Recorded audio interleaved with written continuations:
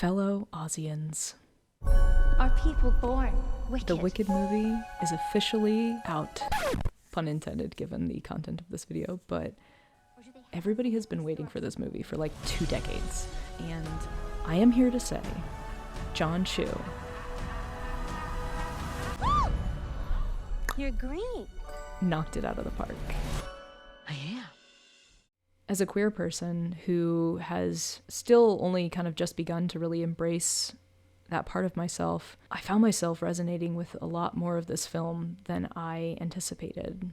I actually really anticipated resonating with it, so that's saying something. But there are layers to the story and the characters that I didn't fully appreciate until this viewing and this iteration. And so on that note,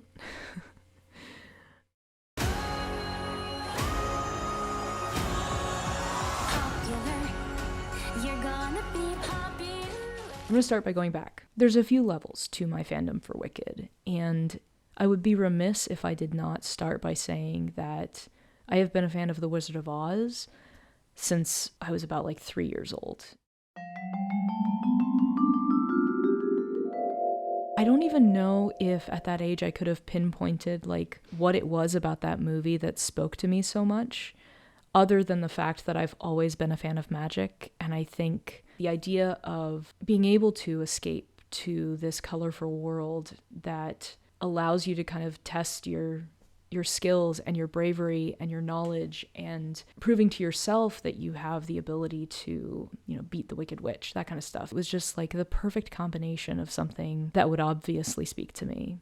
But then as I got older and really started to hone in on my love for film and like cinematic history, that film is very much an inflection point for Hollywood. The scene where we go from the sepia'd world into Oz is still just one of the most iconic moments in movie history. So this film that I had loved as a child now also became something that it really fit into the yellow brick road that I was on. So I continued to have love and renewed appreciation for what this film was.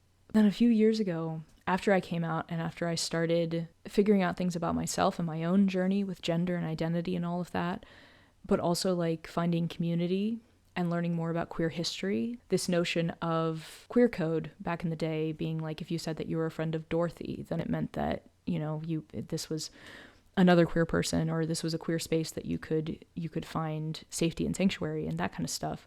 Just another layer of what made this film so special was like, oh, it's also got this like queer history to it. It was just this really affirming kind of thing for me to be like, wow, this film that I resonated with as a kid actually ended up having a lot more significance in my life than I expected it to. And it was like I chose well early on. Yeah, so it's always had such a special place in my heart. And when Wicked first came out, I am old enough to remember when it first came on Broadway, and it kind of flew under the radar, pun intended, for a little bit, and then it just kind of took off, and it became something that was so long-standing on Broadway and is still currently playing. And if you ever have a chance to see it on stage, please go, because it is one of the most amazing musicals I've ever seen. It fully transports you to the land of Oz and is just this beautiful, magical masterpiece of a show. And in addition to that,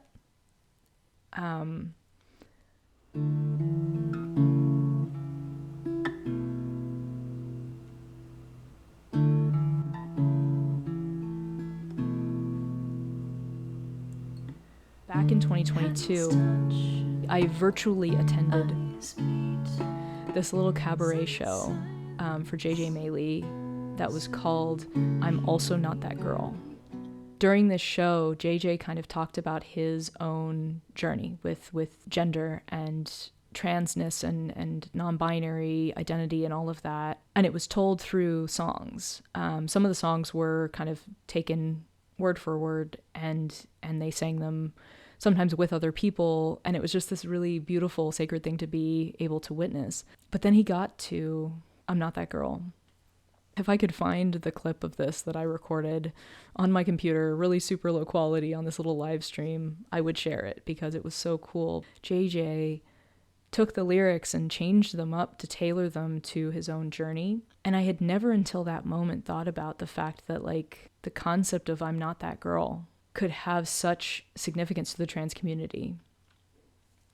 Because it's about how Elphaba is not Glinda. You know, the one that Fiyero has chosen is Glinda, and I'm not that girl. But if you're singing it from the perspective of, like, oh, I'm not that girl, whether it's because you are assigned female at birth and you're realizing maybe I don't identify as that and I'm not that girl, or if you're assigned male at birth and you're realizing I'm not that girl, but I'm this girl. And it was just so wholesome and beautiful to think about the extra significance to a song like that and how it can have that kind of beautiful queer validation. It was one of those moments where I just I started to think about, you know, the significance of Elphaba's story, and that she is this character who has always been othered from birth. People have seen her as somebody to shun or make fun of.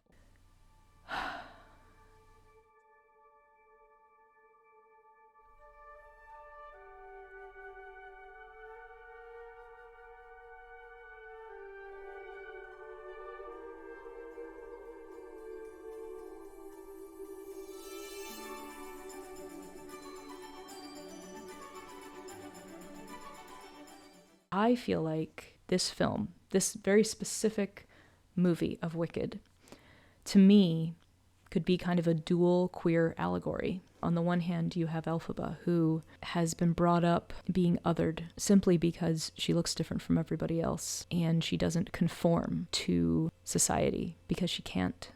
But on the other side, Glinda was brought up believing she was a certain way, believing that she had a certain space to take up in society. Glinda is a great representation of these more late-blooming queers who don't even know that they're being denied a space like that until that bubble is burst.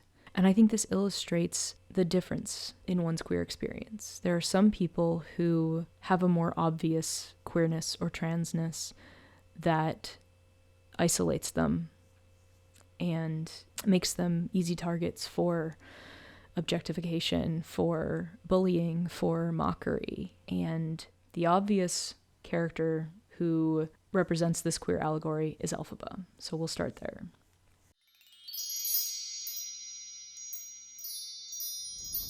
I was fiercely protective of this character because I really wanted for people to see her as more than just the green girl.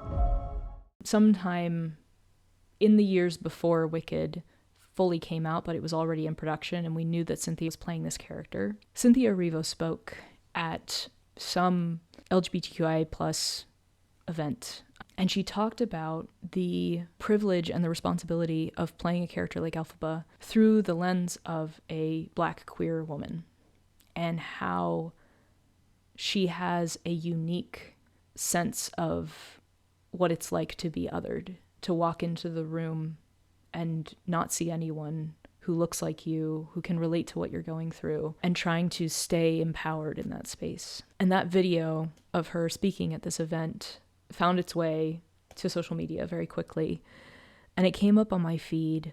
At the time, I did not know that Cynthia Erivo was queer. Every time that I learn of another celebrity or someone that I have looked up to or appreciated the work of, whatever it is, every time I learn another person is queer, I get a little excited just because it's like, oh, there's another person that can provide visibility, is already providing visibility, especially when it's like an actor or someone who's in the arts because they're a storyteller.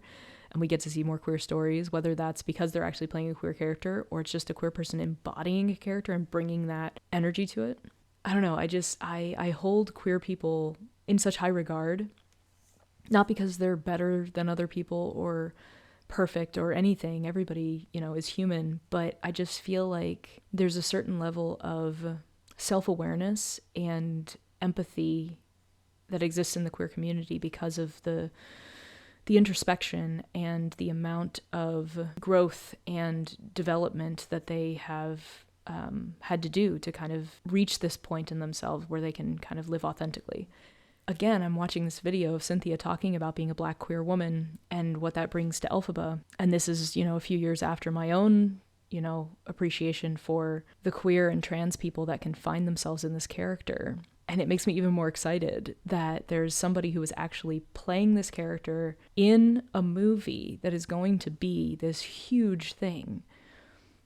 And the person playing this character is queer, and this person is Black. There's a lot of comments in the story of Wicked about, the color of her skin and that being something that sets her apart from everybody else. So there's already this like racial bias that's this undercurrent of the whole story. It's obvious and it's there. So to have a Black woman play this character, it's very fitting. It makes sense. But to have a Black queer woman play this character allows yet another layer of quote-unquote othering for her to contend with. Not because Elphaba is necessarily queer, but just because there is a certain aspect of her identity that more people can relate to. I think that Black queer women will relate to Elphaba now.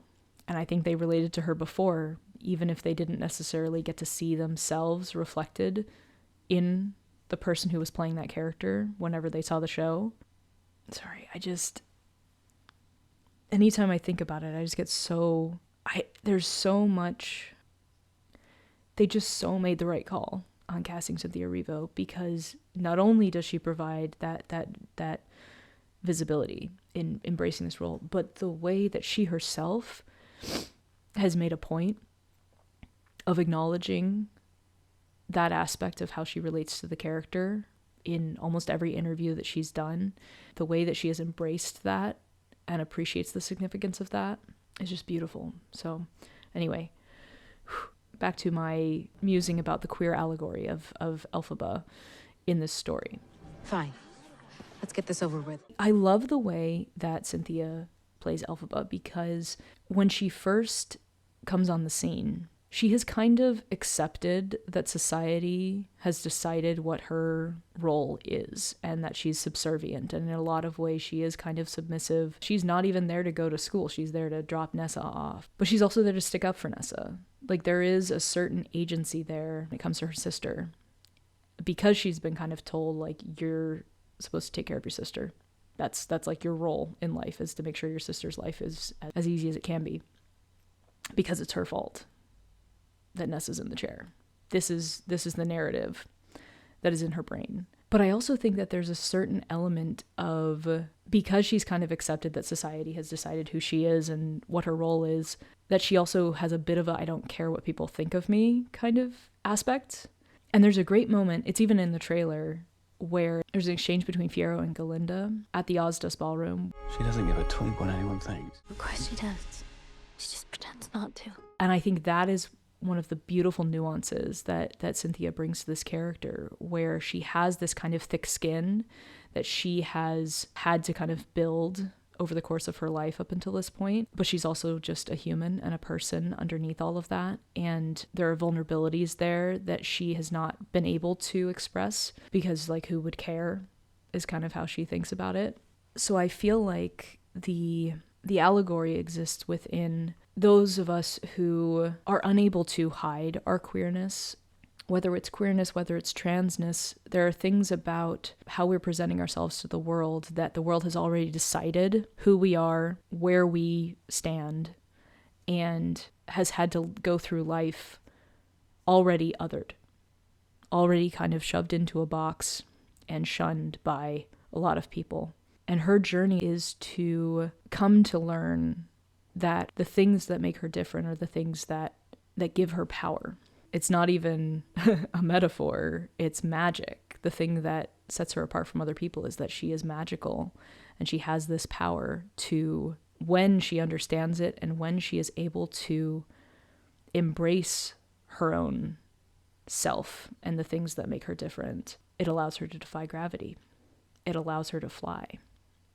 And that's one of the reasons that Defying Gravity is such a showstopper, because it's the first moment in the story where Elphaba is no longer trying to fit into the box that society has put her into. She's realized they're holding me back. I'm meant to be more, and I'm going to do it, and I don't care what they say anymore. I'm not going to play their game anymore. I'm not going to be subservient in the way that they've decided I need to be. I'm meant for more. And I think for me, when I watch Defying Gravity through the lens of a queer person who's known a lot of people who have been told that they are other, that they don't matter, that they shouldn't be who they are, that they should fit into a box. When I watch Defying Gravity, I'm seeing liberation. I'm seeing someone who has finally come into their power because they are embracing who they are. They love themselves, and they no longer care about perception. They no longer care about what everybody else is going to say. They're not limited by that anymore. They are defying the gravity that had kept them grounded. And I think that's just amazing. Because this is a movie, and because it is part one of a two-parter, they are able to expand and extend some of these sequences. And I think they do a great job with how they execute that in the film. And one of those is that Defying Gravity is a very long number. Defying Gravity is probably like 15 minutes with all the dialogue and other things that are happening in it. And they have this moment where Elphaba is falling out of the window. And as she's falling, she sees her reflection in the building. It's very Spider-Man. But her reflection is her younger self. And I think in this moment, she's still feeling self-doubt. And she's realizing, I have to love myself. I have to do this for little me, who didn't have the strength to be as powerful as I am right now. And she says, it's me, which is even more significant because she's literally looking at her younger self. And she ascends into the air in that moment. And that's when she really comes into her power and she begins to defy gravity. And there's also this like repetition of the word unlimited, which is so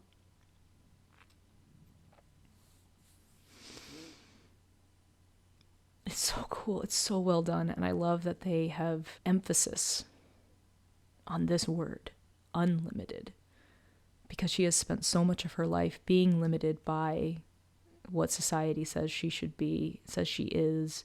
It's such an incredible number.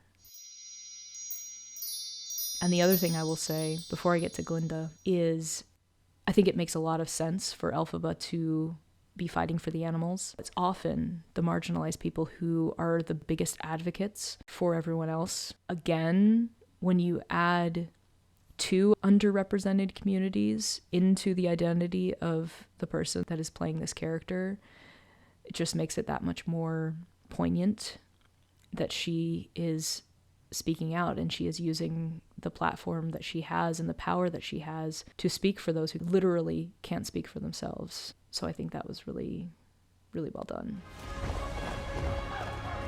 It isn't about relying on someone else. It really is about harnessing the power that she has and figuring out how to use that to do good the way she needs to. I know that this movie is going to be a lot of people's introduction to this story and to these characters. And for this to be people's introduction to who Elphaba is, for Cynthia Erivo to be people's first Elphaba, it's wonderful. It's just wonderful.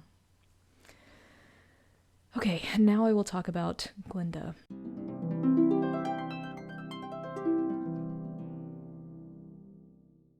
It changed my life in so many ways. We want you to be our Glinda the Good in the Wicked freaking movie. I love her so much. I'm gonna take such good care of her. Thank you. Ariana Grande has spent so long as Ariana Grande pop star that people forget that she started out as a theater kid. I think people were kind of like, oh, they just cast her because she can do the high notes and because of this, this, and this. And I feel like Ariana Grande has proven herself on things like SNL. She has that kind of natural ability to be comedic. So when I first heard that she was playing Glinda, I knew how much she wanted that role. Like, I remember her talking about how much she loved Wicked, and I was just really intrigued to see her range as an actress and the nuances that she can reach in the kind of complicated world that Glinda inhabits in the story. And very optimistic. I think I had more faith in her than a lot of people did. So I was also like excited to see her prove the naysayers wrong. And I believe she did. And I think people are saying that now. But It's good to see me, isn't it? in a few of her interviews, Ariana Grande has talked about how she thinks that Glinda might be a little bit in the closet. And I know there's a lot of people who ship Elphaba and Glinda as a couple. I like this notion because I think it speaks to the bubble that she was raised in and that she continues to occupy. And I think both Glinda and Fiyero have been raised in privilege. And I think a lot of people in society aren't even aware of the bubble that they exist in. And it's not until that bubble is burst that they then actually get to make a choice of what kind of person they're going to be. And for Glinda, you know, meeting Elphaba, she's just kind of written off Elphaba in the same way that society has. And, you know, really only sees the color of her skin being this defining factor of, obviously this person doesn't belong here. But there's also this extra little layer to the fact that Elphaba has magic power. That's something that Glinda envies. So there's a different level to the conflict there, which is that not only is Elphaba outwardly different, but she's also got something that Glinda wants. And so Glinda is just fully vexed by this person and kind of takes it upon herself to be a bit of a bully. You should join us tonight. And I'm not saying that her actions are justified because she was in a bubble and she doesn't know any better. Like, yeah, she has agency and she makes some choices that are not great. And she is very self-serving, especially early on in the story. I think my favorite scene in the film, though, is the Ozdust ballroom scene because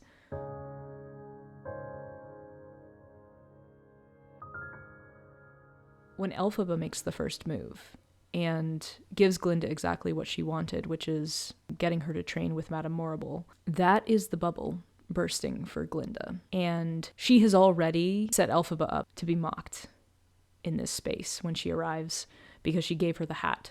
She realizes in this moment, oh no. It's not that she like grows a heart, but it's that the bubble is burst. And she's kind of like, wait, this is like a really nice thing for Elphaba to do. Maybe she's not this awful person that I've painted her to be, that society's painted her to be. And I think she also realizes her privilege in that moment when Elphaba comes in and everybody's kind of laughing at her, and then she starts dancing by herself. And there's that exchange between Fiyero and Glinda where Glinda sees a layer to Elphaba that Fiyero doesn't, and there's a certain understanding there. And I think she also realizes if she goes and joins Elphaba on the dance floor, it's probably the only way that Elphaba will be accepted. And in that moment, she decides to do it. And she goes over and she starts dancing with her. And it's such a beautiful sequence because there's this beat where the two of them, they like touch hands at one point, but there's a part where they extend their arms and Glinda's hand sort of caresses Elphaba's face.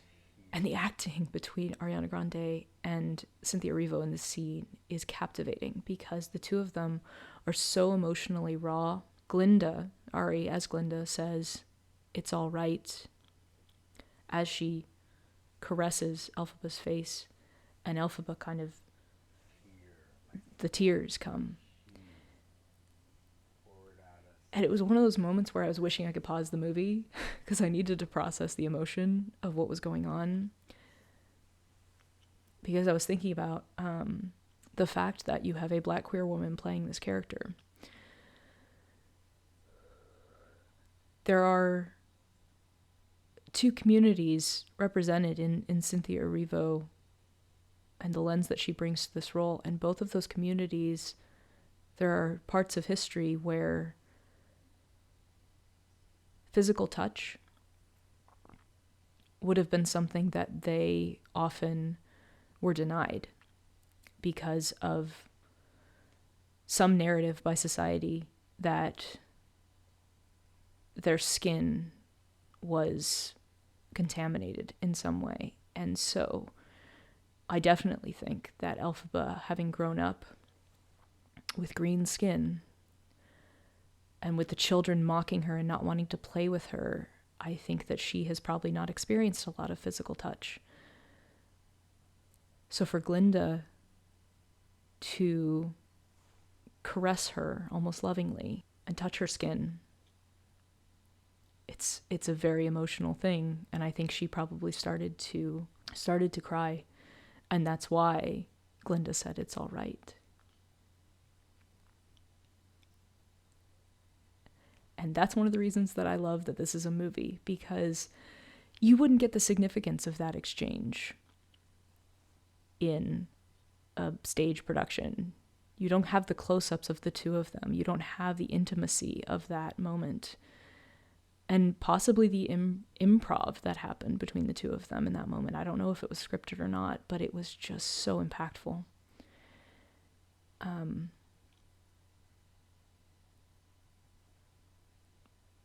But anyway, back to the queer allegory of it.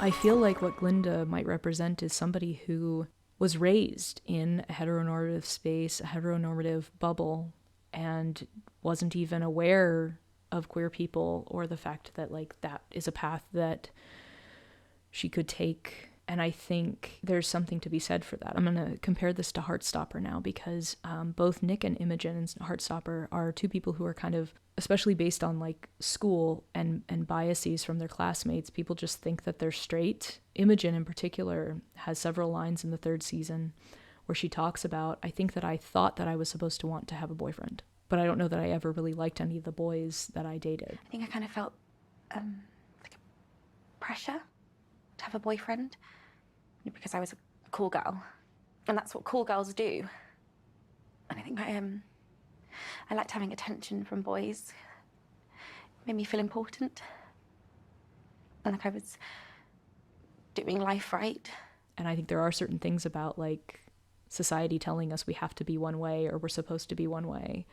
And I think both Glinda and Fiyero are great representations of these, you know, privileged people who don't even recognize their own privilege. And when they are shown that there's other ways of being, they have a decision to make, and they both kind of go different ways with it. I think there's a lot of focus on Elphaba, as well there should be. She has an incredible journey in the film. But I think that both Glinda and Fiyero, and we'll see more of that in part 2, have their own journeys that they weren't even anticipating going on.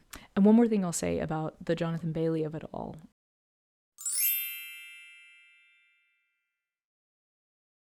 Fiyero. Winky country.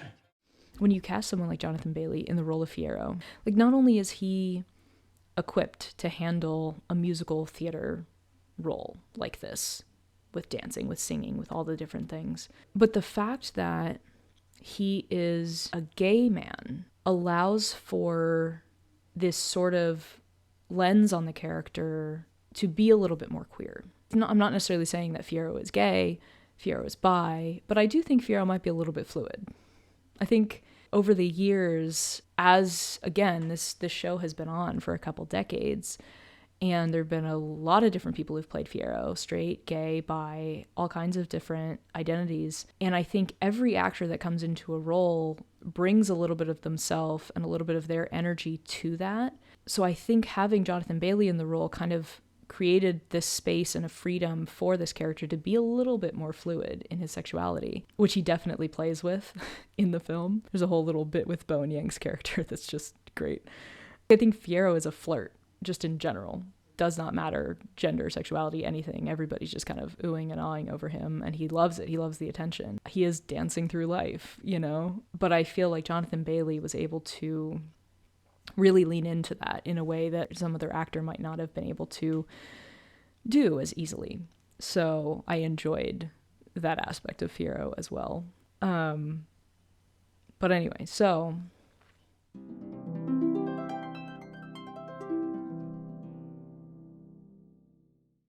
I want to talk for a second about the song Popular. If you really listen to the sentiment behind Popular, it's all about society's perception of who you are. And Glinda has been brought up to believe that that is what matters most, how people see you. And how many people like you and want to be your friend. And it's the only thing that matters. If you listen to the lyrics, when I see depressing creatures with unprepossessing features, I remind them on their own behalf, which is that whole concept of I know what's best. I remind them on their own behalf to think of celebrated heads of state or especially great communicators. Did they have brains or knowledge? Don't make me laugh, they were popular. And it's this notion that this is the way that the world works.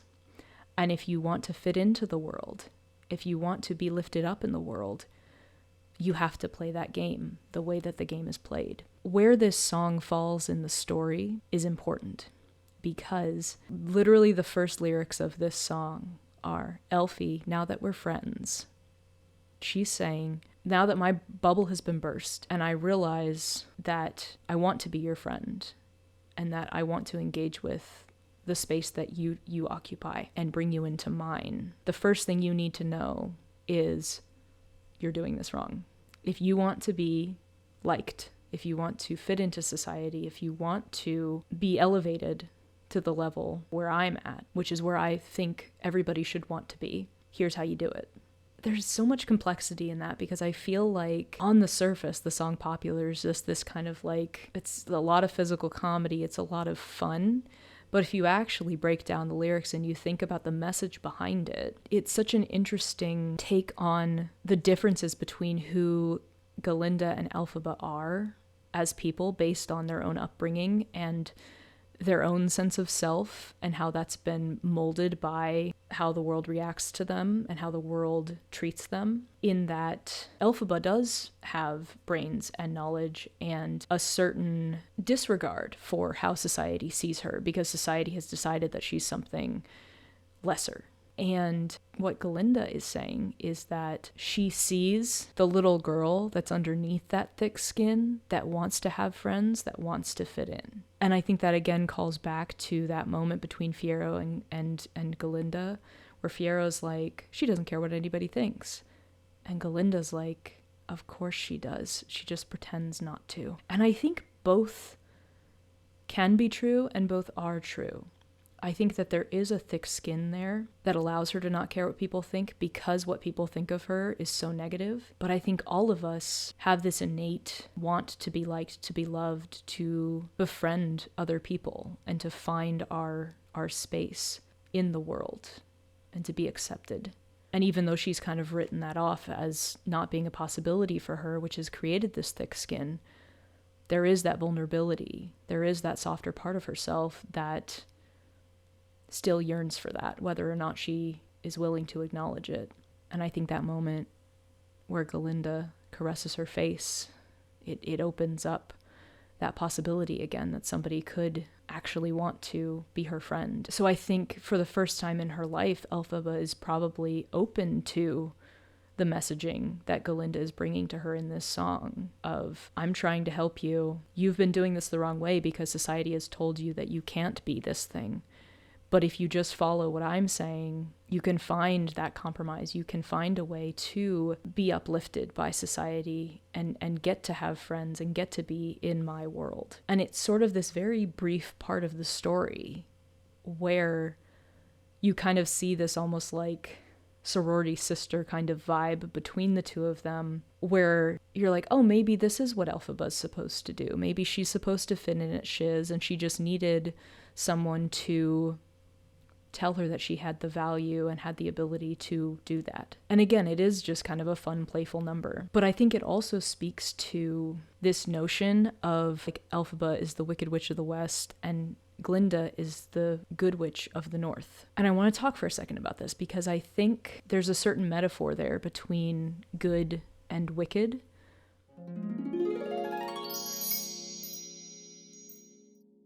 I kind of like that it's not about good and evil, because I don't think that good is necessarily good in this story. And I don't think that wicked is bad or evil.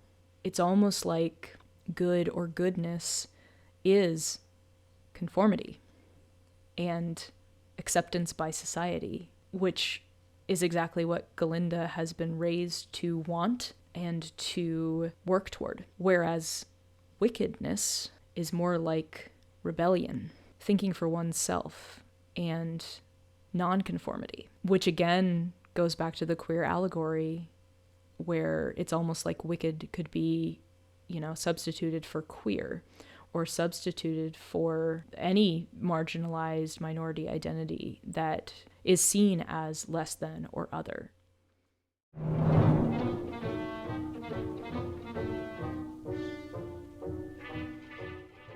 I'm thinking back to the first time that I saw Wicked. I was expecting Elphaba's villain origin story. This is how she became the horrible Wicked Witch of the West. And I'm watching the show and I'm like, oh, she started out so nice and misunderstood and all these things, and she's going to become this awful evil villain by the end. Spoilers for anybody who hasn't seen the show, but she doesn't. And it does reframe the way that I watch The Wizard of Oz, because it feels like a separate entity from Wicked, because it feels like a different version of who the Wicked Witch of the West is. Having Wizard of Oz be one of the first movies I ever saw, like the ultimate villain was the Wicked Witch of the West. I'll get you, my pretty, and your little dog too. And to have that reframed as she's actually the hero of the story, she's completely misunderstood, and her otherness is manipulated by the more powerful people in society to turn them against her just because she's different for their own self-serving needs. It's interesting to think about the fact that, like, the wizard and Madame Morrible are really the antagonists in the story. You have no real power. And Elphaba and Glinda are kind of mixed up in that. Don't let her get away. This wicked witch. And if anything, Glinda is more of an antagonist than Elphaba. And I just found that so fascinating. This was maybe a couple years before the movie Maleficent came out, which is the first time that Disney was kind of rebranding their villains as these just misunderstood main characters.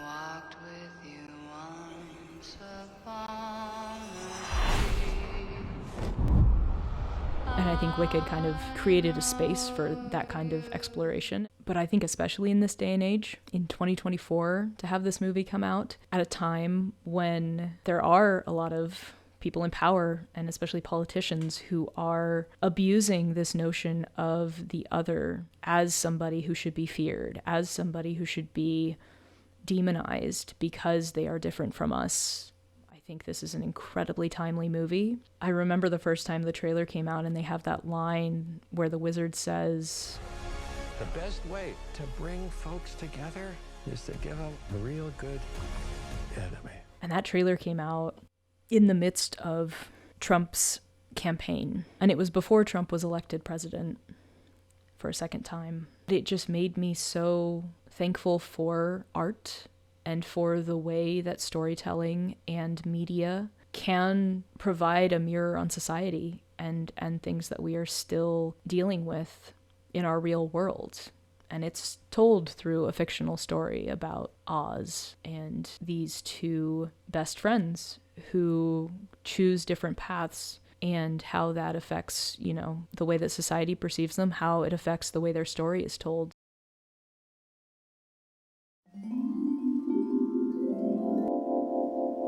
I feel like my brand, if I have a brand, is about highlighting and uplifting, particularly queer storytelling, but just diverse storytelling in general. And from the moment that this film was announced and the cast that was announced with it, I knew it was going to be this beacon of representation. I especially love the way that Oz itself is a very diverse space. It's not like Cynthia Erivo stands out because she's the only black person in the cast. Elphaba is the only green person. And so it's like, in a society that's already embraced diversity in so many ways, there's this one character, this one person who is still cast aside, is still othered in a different way. And I find that interesting. Movie musicals have begun to make a resurgence. But the fact that this one was so high quality, so well done, does mean that it's going to reach a wider audience. It's going to have a lot of award buzz and hopefully win some things. I feel like both Ariana and Cynthia give Oscar-worthy performances in this film. Anytime films get that kind of award buzz or they get that kind of mainstream audience, it just means more people will get to see it, which means more people will get to experience the story that's being told. And there's a meme that's going around. Hang on, I'll find it. Give me a second, because I love this quote and I want to get it right. Since the Wicked premiere was last night, I think now is a good time to remind everyone that Wicked is a story about a weak man gaslighting an entire land into believing a woman was their enemy, all because she had the guts to try to stop him from silencing and stripping the rights of a significant part of the population. Inherently political and unfortunately relevant.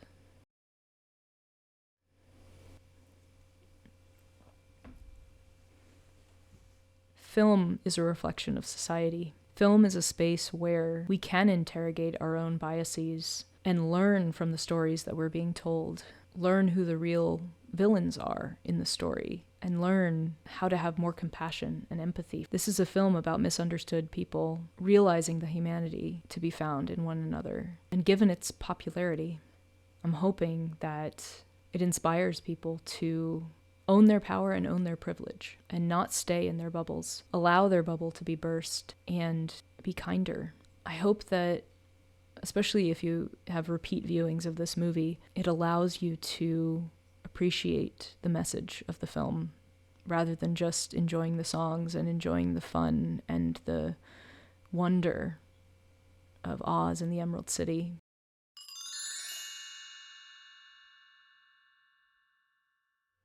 I have a long history with Wicked, and to be able to watch this movie musical at this time in my life, at this stage of my life, where I can appreciate the significance of what it's like to be both Elphaba and Glinda.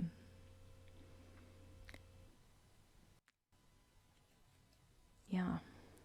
I did intentionally wear this little tie today.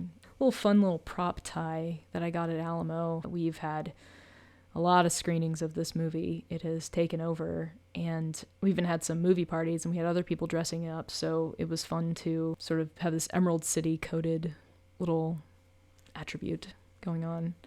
With the way that this cast has been talking about this movie, there's been a lot of queer energy around this release, and I was very excited to lean into that. I knew that it would be a space where queerness was accepted, even celebrated, and I am doing what I can these days to not shy away from that. And so I wanted to record a video so that I could kind of dive into that space a little bit more, because I'm sure there are other people out there who found themselves relating to aspects of this film that maybe they didn't pick up on in other versions that they've seen of the show. And I think it's a testament to how important it is to choose the right cast to portray these characters, especially when it's going to be a film that's going to be available to everyone and it's going to be around for a long time. There's something really precious about theater in that every performance is unique and you're never going to get the exact same thing anytime you go see a show, even if it's the same cast, even if it's the same day. There's always going to be some nuance.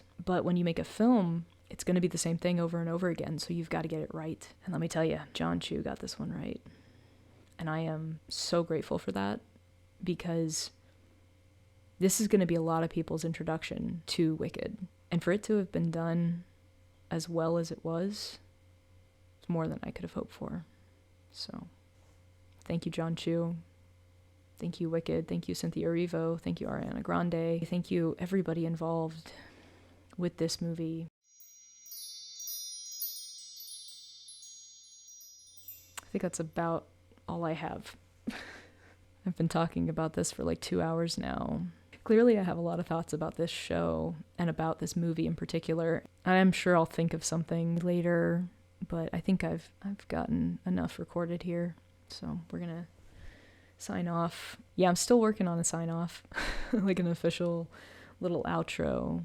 But I guess what I'll say is, if you're out there and you relate to what Elphaba's going through because you have felt like the other at some point in your life, if you currently feel like the other. I just want you to know that you are valid, you are loved, and you do belong.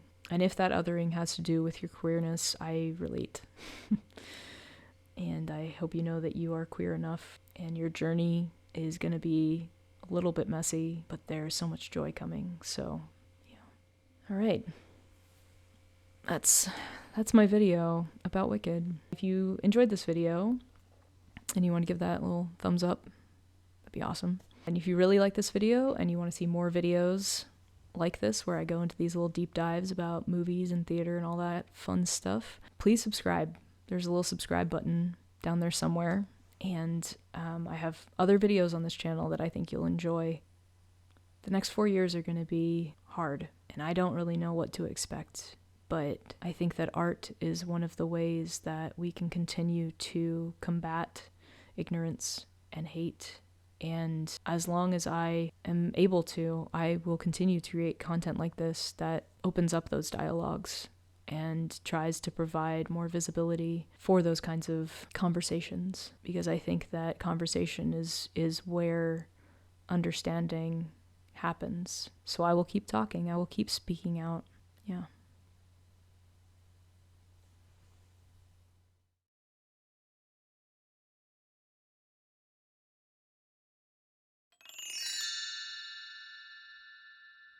All right, so as you can tell by the lighting in this room, we are several hours beyond when I first started recording, and I knew that I was going to forget something in that first recording, so here we are, and I'm just gonna talk it out.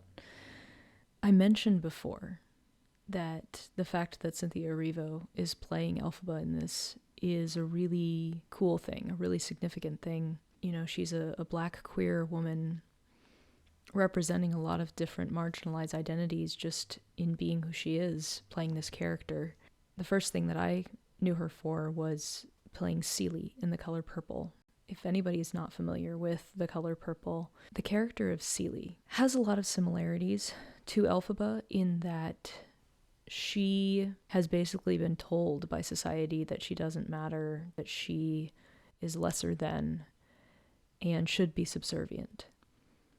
And so it's a similar journey to empowerment. And while Elphaba's story is different from Celie's, and the trauma that she's dealing with is in many ways worse as Celie, the fact that this is a character that she has embodied really makes her portrayal of Elphaba that much more resonant to me, because I do think of her as Celie. And so I'm seeing these bits of Celie come through.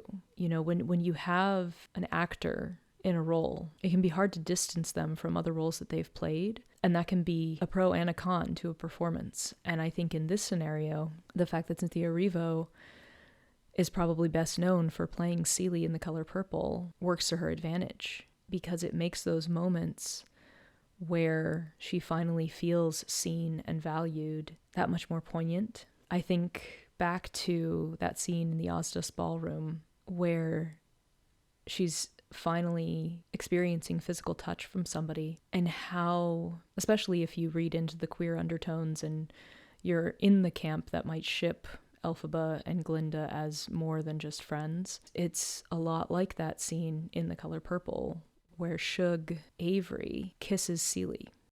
And so this is yet another example of Cynthia Erivo embodying this Black queer woman who has been made to feel small, and someone finally shows her love, and it changes the way she sees herself. It gives her a certain strength to be able to stand up for herself, to own her power in a way that she maybe didn't feel she had permission to before. It just illustrates how perfectly cast Cynthia Erivo was in this role, because she, not only herself as a Black queer woman, knows what that's like, but has portrayed other characters who embody what Elphaba is going through. And I think it just adds layers to her performance and allows for those moments to strike an even deeper chord than they already do. I feel like the song I'm Here in The Color Purple, it's very similar to Defying Gravity, because this is a character who has decided that she's worth more that she's going to take up space and she's going to claim and own her power.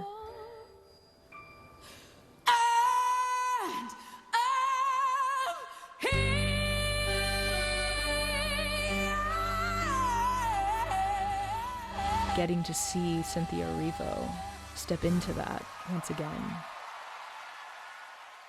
Yeah, it was a little bit overwhelming. And I think even for people who aren't familiar with her other work, I think it comes across in her performance just how meaningful that character growth is for her, how much she understands that feeling in the things that she's gone through, in getting to the point where she's at now, where she could very well win an Oscar for this performance, but also in the roles that she's played before. I feel like it must be such a cathartic experience to portray that journey. So, yeah, I think there's a reason that Cynthia's performance is really being lauded and really hitting home with people. And I think it's because it's almost like she was destined to play a role like this.